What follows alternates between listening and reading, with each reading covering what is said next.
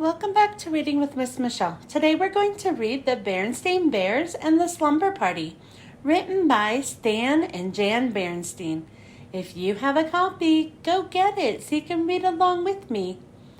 Don't forget to help us out by liking, subscribing, and sharing this video with all of your friends.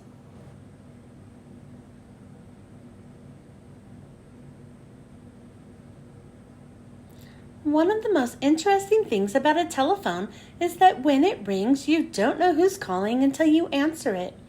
Sometimes when the phone rang in the Bears' treehouse, it was for Papa. Papa Bear is a furniture maker, and customers often call about buying a table or chair. Yes, I think I can handle that. How soon will you need it? Sometimes it was Grizzly Gran calling Mama about getting together for a visit. This weekend, that'll be fine, Gran.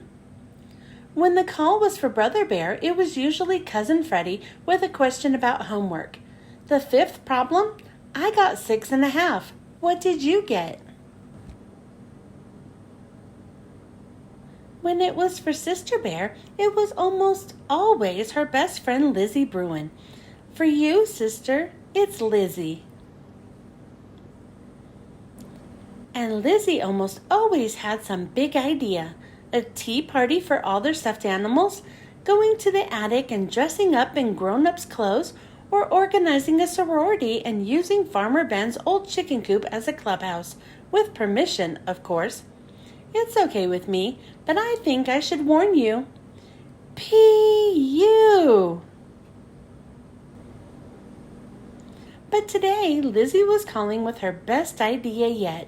A slumber party tonight at your house? Great idea, said Sister. Just a few of my dearest friends, Lizzie continued. You, of course, and Anna, Millie, and Quinny. Bring your sleeping bag. And would you bring your tape player? Anna and Millie are bringing tapes, and Quinny's going to teach us the latest dance steps. I don't know, Mama Bear said later. You've never slept away from home before. Oh, but I have, protested Sister, at Grizzly Gramps and Gran's, one time for a whole week. That's different, said Mama. Gramps and Gran are family, close family. The Bruins are neighbors, argued Sister, close neighbors. Oh, please, Mama, it'll be such fun. I'm taking my player. Anna and Millie have great tapes, and Quinny is going to teach us the latest dance steps. Please, Mama. Oh, I suppose it's all right, sighed Mama. Come on, let's start getting you organized for this slumber party.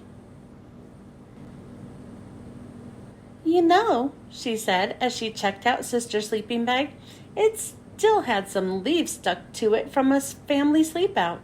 Sleeping over at a friend's house is a kind of special privilege, and something that goes with privilege is responsibility. Do you know what those words mean? Sure, said Sister. Privilege means being allowed to do stuff, and responsibility means not messing up. Now, you remember what your mama told you about privilege and responsibility, said Papa Bear, as Sister started out for Lizzie Bruin's. Oh, I will, Papa, I will, she said. But Sister wasn't very far along the road to Lizzie's before she began thinking about all the fun and excitement she was going to have at the party. It didn't take long for those thoughts to push Mama's advice about privilege and responsibility clear out of her head.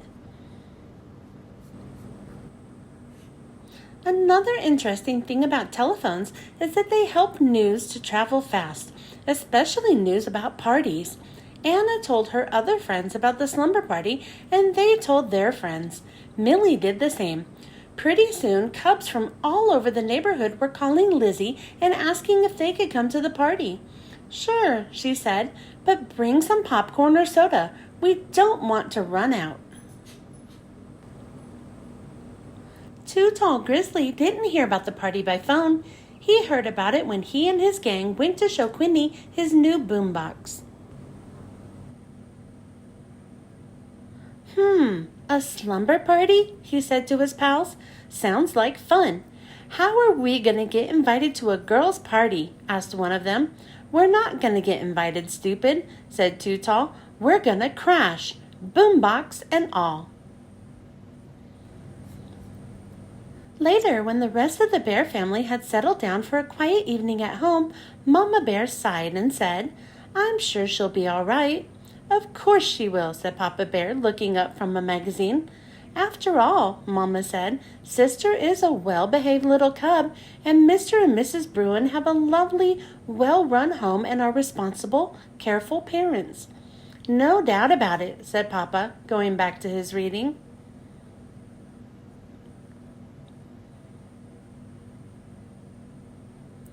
There was only one problem. Mr. and Mrs. Bruin weren't home. They had gone out for the evening and left Lizzie in the care of a teenage sitter who wasn't much older than some of Lizzie's guests. The Bruins hadn't planned on a slumber party when Lizzie had asked if a few friends could sleep over. And they certainly hadn't planned on a rip-roaring, ear-splitting, popcorn-throwing, soda-squirting party for half the cubs in the neighborhood, because that's what was happening, with Sister right in the thick of it. The only thing that wasn't happening at the slumber party was slumber. Lizzie's sitter tried to keep things under control, but she couldn't even make herself heard over the noise. You never heard such a commotion. Some neighbors up the road had never heard such a commotion either. They called the police. The chief sent Officer Marguerite to investigate. She reached the Bruins' house at the same time Mr. and Mrs. Bruin were returning home. Well, things calmed down pretty quickly after that. The party was canceled, parents were called, Lizzie was sent to bed, and an angry and disappointed Mama Bear came to take Sister home. I'm angry and disappointed, said Mama Bear as they walked home through the night, after all the things I said about privilege and responsibility. Sister was grounded and sent to bed, doubly grounded, which meant she had to stay in her room for a day and in the house for a week. A pretty harsh punishment, commented Papa Bear a little later. Not harsh at all, said Mama. You should have seen the Bruins' living room. Popcorn stuck to everything, soda all over the place, lamps knocked over, an absolute disgrace. And after all I said about privilege and responsibility. Sister does have to share the blame, said Papa, but she didn't do it all by herself. It was one of those situations where one thing leads to another and things get out of control. But you know, my dear, privilege and responsibility aren't just for cubs. They're for parents, too. Cushions all strewn about, said Mama. It's a privilege to have cubs, and with privilege goes responsibility, continued Papa.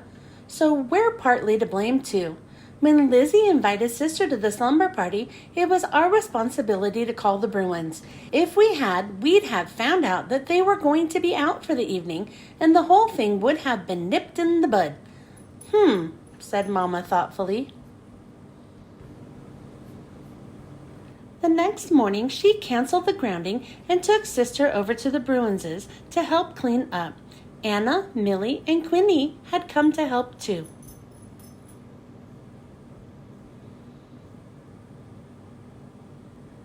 I know what, said Lizzie, as full of ideas as ever. Let's make this a cleanup party. Let's not, said Sister. And if you don't mind, Liz, I don't want to hear the word party again for a long time. The end.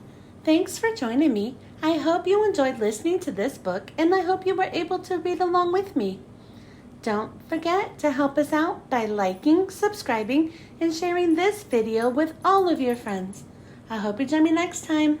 Bye.